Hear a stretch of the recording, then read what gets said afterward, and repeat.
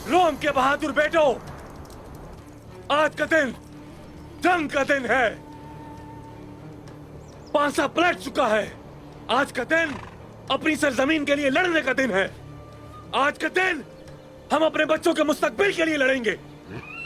आज के दिन हमें अपने वकार के लिए लड़ना होगा। अगर आज हम हार गए तो मुझे देखते ही मुझे मार डालना, क्योंकि इसकी वजह मेरा तकब्बुर होगा। इसका मतलब है मैंने आपकी मौत के परवाने पर एक ऐसी जंग के लिए दस्तखत किया जिसके लिए तैयार न था।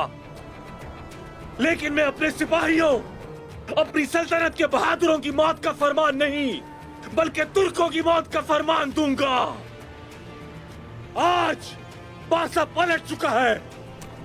फतह हमारी है। फतह हमारी है। फतह हमारी है। फतह हमारी है। फतह हमारी है। फतह हमारी है। फतह हमारी है। फतह हमारी है। फतह हमारी है।